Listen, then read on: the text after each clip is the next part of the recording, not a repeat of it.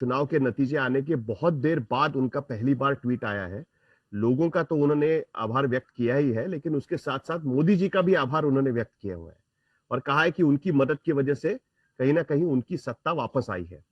लेकिन एक व्यक्ति का आभार व्यक्त करने से वो चूक गए हैं और अगर कांग्रेस का आरोप अगर हम माने तो उनको आपका आभार व्यक्त करना चाहिए था, ऐसा कांग्रेस का कहना है, क्योंकि आप अगर इस मैदान में नहीं होते तो इनका मानना है महागठबंधन का कि शायद एक 10 सीटों का जो फासला है वो पार कर पाते।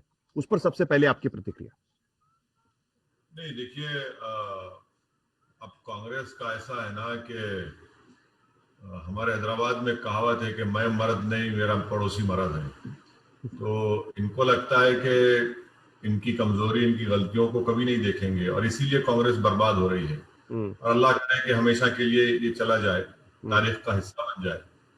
आप ये बताइए कि भाई आपने कितने सीट जीते? आपने 19 कांग्रेस के जीते 70 में से।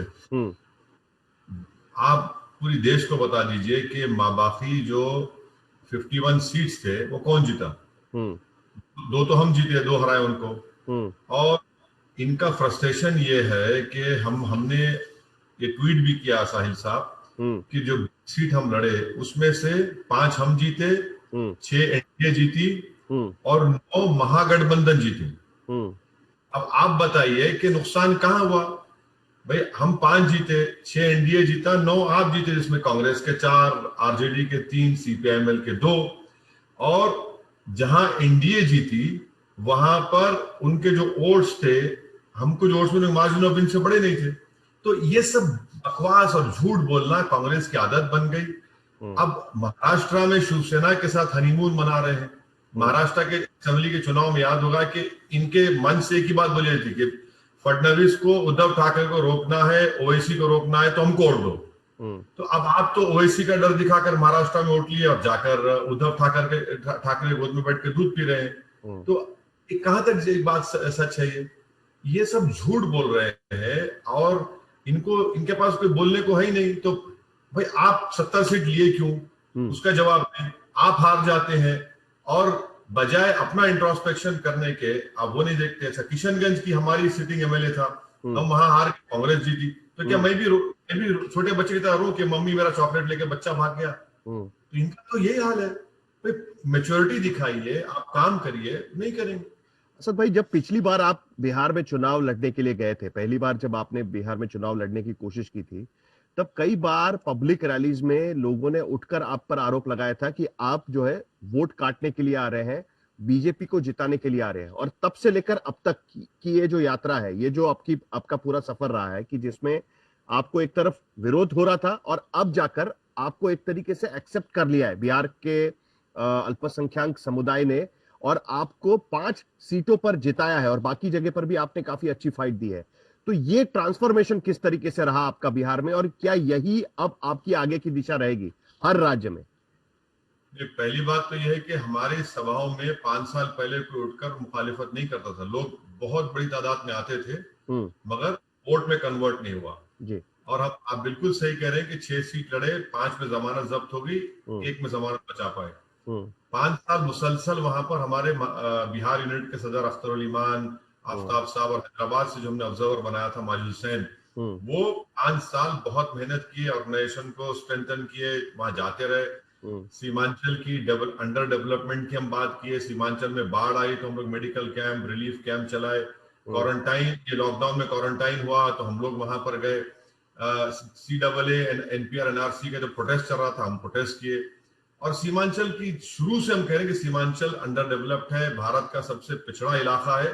वो एक कनेक्शन पैदा हुआ हमारे लोगों की मेहनत की वजह से। तो ये हम मेहनत किए और अल्लाह का करम है, वहां की जनता ने इसको सराहा, उसको कबूल किया और उन्होंने हमको अपने आशीर्वाद से, अपने दुआओं से, वोट से कामयाब किया।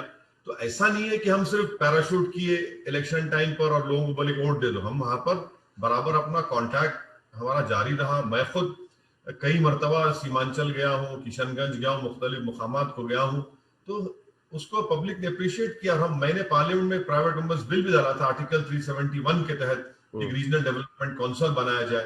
तो ये सब चीज जनता देखती है, जनता को दिखता है कि भाई ये लोग हमारी बात कर रहे हैं, हमारे दरमियान में है, हमारी लड़ाई लड़ रहे हैं। तो इसीलिए वो लोग, हमने उनके दिलों में एक मोहब्बत और एतमाद को पैदा किया। तो आपका ये कहना है कि बेसिकली जो लोगों के जो प्राइमरी इश्यूज थे उसको आपने उठाया, इसके लिए वहां की जनता ने आपको 5 साल के बाद वहां पर खड़ा किया और आज आपको ये सफलता मिल रही है। लेकिन दूसरी तरफ ये आरोप क्यों लगता है कि एक तरफ राइट विंग बढ़ता है तो दूसरी तरफ असदुद्दीन ओवैसी की पार्टी को उसका फायदा होता है। तो एक तरीके से पोलराइज्ड सोसाइटी में हम रह रहे हैं और उसके वजह से आप अच्छा प्रदर्शन कर रहे हैं। ये बात क्यों उठती है बार बार? देखिए, अगर अगर राइट विंग उठता है तो फिर नरेंद्र मोदी के 306 एमपी तो हो गए, ओवैसी के 2 क्यों है? कम से कम 10 हो जाते, 10 हो जाते ना, 10 भी नहीं होते। और हम 5 जीते बिहार में। ऐसा लग रहा है कि आसमान गिर चुका है तमाम सो कॉल्ड सेकुलर लिबरल तबके के ऊपर, हजम नहीं हो रहा है उनको। अरे भाई, आप जब बड़ी बड़ी सेकुलर लिबरलिज्म की बात करते हैं तो ये तो जनता का फैसला, कबूल करिए ना। इतनी उनको नफरत है जनता के फैसले से, सीमांचल की फैसले, आवाम की फैसले से, कि बोलते नहीं वोट काटे। अरे भाई, हम मेहनत किए, आप भी तो हमारी एक सीट जीते हैं, कांग्रेस ने आरजेडी को हम हराए, एक सीट पर तो हमने जेडीयू के सिटिंग एमएलए को हराया, एनडीए को। ये सब रिकॉर्ड है। तो आरोप तो लगता रहेगा साहिल साहब को, कोई फर्क नहीं पड़ता। औरंगाबाद में इम्तियाज जलील कैसे जीते? 23 साल से तो ये लोग नहीं कुछ कर सके, इम्तियाज जलील हरा दिए। मैं आपको बता रहा हूं कि कांग्रेस की जो पॉलिटिक्स है, कांग्रेस एक दुकान चलाती है। आप देखेंगे कहीं पर गांव में जो कोर्ट होता है ना, कोर्ट के सामने एक आदमी टेबल डाल के बैठता है, उसका काम केवल नोटरी बना के देना, साइन करके। तो कांग्रेस वही दुकान चलाती है कि जो उनके साथ है सेकुलर, जो उनके खिलाफ खड़ा हो गया अकलियतों और माइनॉरिटीज, दलित के राइट्स के लिए, पॉलिटिकल एम्पावरमेंट के लिए, बी टीम हो गया, बी टीम हो गया। अरे बी टीम क्या बी टीम भाई? आप खुद देखिए, 70 सीट। एक बात तो माननी पड़ेगी कि आज देवेंद्र फडणवीस से मैंने जब बात की तो उन्होंने भी कहा कि सो कॉल्ड सेक्युलर पार्टीज, आप भी उनको कह रहे हैं so called secular parties. Owaisi अपने आप को क्या कहते हैं? वो मुसलमानों की पार्टी है या सेक्युलर पार्टी है? आप अपने आप को किस तरीके से प्रेजेंट करना चाहते हैं? आपकी पार्टी को मेरी पार्टी भारत के संविधान को मानने वाली पार्टी है और भारत के संविधान में pluralism, diversity, secularism, liberty, equality, ये सब बेसिक स्ट्रक्चर का हिस्सा है। हमारी पार्टी तमाम चीजों को मानती है। और अगर मैं ये कह रहा हूं कि जिसका पॉलिटिकल एम्पावरमेंट नहीं हुआ, जिसका डेवलपमेंट नहीं हुआ, और हम सीमांचल के डेवलपमेंट की बात कर रहे हैं, तो इसमें सीमांचल की सरजमीन पर मुसलमान भी रहते हैं, हमारे हिंदू भाई भी रहते हैं, दलित रहते हैं, ट्राइबल लोग रहते हैं। तो इसमें इसको ये चश्मा लगाकर कैसे देखा जाएगा सीमांचल में? सीमांचल, अरे तो सीमांचल में तो सब रहते हैं। भारत का सबसे स्ट्रेटेजिक इलाका है, चिकन हेड बोलते हैं उसको। एक तरफ बांग्लादेश, एक तरफ नेपाल, और 7 सिस्टर स्टेट है नॉर्थ ईस्ट की। आप उसको डेवलप नहीं करेंगे? माने देश के लिए बहुत जरूरी है। और हर साल बाढ़ आती है, तो सीमांचल को हम शुरू से बोल रहे डेवलप करिए। अब इनको लगता है कि नहीं, ये भाई आप सेकुलर, हर एक को सेकुलर रहना चाहिए, मगर सेकुलरिज्म का मतलब ये तो नहीं है ना, जैसा कांग्रेस कहती है और बीजेपी कहती है कि सेकुलर को। बीजेपी क्या कहती है कि सबका साथ सबका विकास, मगर अकलियतों का विकास नहीं होगा। कांग्रेस कहती है कि हाँ, सेकुलरिज्म के माने ये है कि आप सिर्फ हमको वोट डालते रहो, हमको मास्टर बनाते रहो, हमको एमपी बनाओ, हमको प्रधानमंत्री बनाओ, और तुम्हारा काम कैसे मुशायरा करो, कव्वाली करो, इफ्तार की दावत करो, किसी दरगाह पे रोज आया तो फूल चढ़ा दो, हम आएंगे, हमारे सर पर टोपी पहना दो, बस ये तुम्हारा सेकुलरिज्म है। मैं इन दोनों सेकुलरिज्म को नहीं मानता, ये झूठ है, फरेब है। सेकुलरिज्म के मानी है कि मुझे मेरा हिस्सा मिले, और हिस्सेदारी की लड़ाई है, ये मेरे हुकूक की लड़ाई है। मुझे भाई, आप कब तक एक टेबल पर बैठकर मेरे मुकद्दर का फैसला करेंगे? हम बोले नहीं बैठेंगे, हम भी बैठेंगे। लेकिन एक तरफ तो आप ये बार बार कहते हैं कि आपका सबसे प्राइमरी ऑब्जेक्टिव अगर कुछ है तो वो बीजेपी को सत्ता से दूर रखना है। और ऐसे में कई बार ये कोशिश की जाती है राजनीतिक दृष्टि से कि सारी पार्टियां की जिनको लगता है कि बीजेपी को सत्ता से दूर रखना है वो साथ में आए।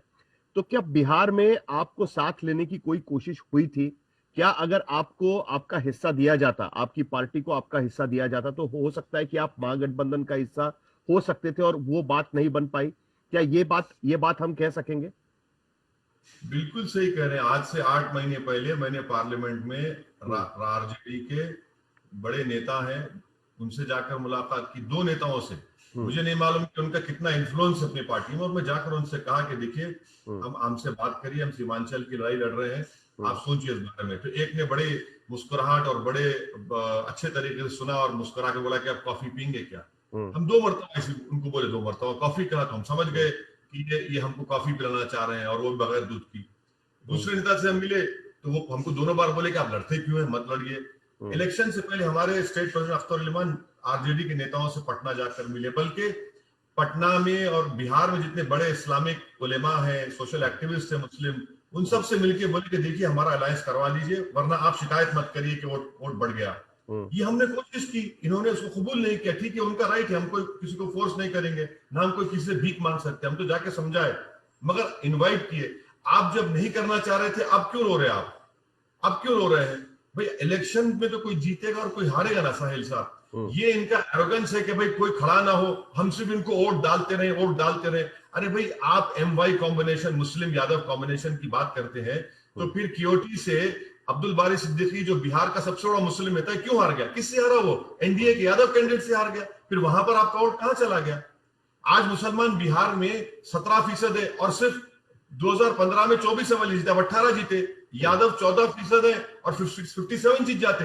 ये कौन सी हिस्सेदारी की बात कर रहे हैं आप? ये कौन सा MY कॉम्बिनेशन की बात कर रहे हैं आप? और हर बार जो है मुस्लिम वोट, मुस्लिम वोट। अरे भाई, कोई ये क्यों नहीं पूछता कि ठाकुर वोट कहां जा रहा, भूमियार कहां जा रहा, ब्राह्मण कहां जा रहा, EBC कहां जा रहा, यादव कहां जा रहा, पचपनिया कहां जा रहा? सब जा जाकर मुल्ला जी के पीछे पड़ जाते, मुस्लिम वोट कहां जा रहा है? अरे भाई, मुस्लिम वोट भी तो आपका हिस्सा है ना, इस पर डिबेट कोई नहीं होता। हम 5 सीट जीते, अरे ये ऐसा हो रहा है। हम ये चाह रहे हैं कि भारत की जमहूरियत को पार्टिसिपेटिव फॉर्म ऑफ डेमोक्रेसी है, इसमें पार्टिसिपेटिव डेमोक्रेसी सबको उसका हिस्सा मिलना चाहिए। यही तो बाबा साहब अम्बेडकर का ख्वाब था, उस ख्वाब को पूरा करने की कोशिश कर रहे हैं। क्या अगला आपका लक्ष्य बंगाल रहेगा? क्योंकि बंगाल माना जा रहा है कि बहुत ज्यादा पोलराइज्ड इलेक्शन हो सकता है, और वहां पर भी चूंकि आप सीमांचल से इतनी सीटें जीते हैं, लगा हुआ इलाका है बंगाल का, तो यहाँ पर आपकी भूमिका क्या रहेगी?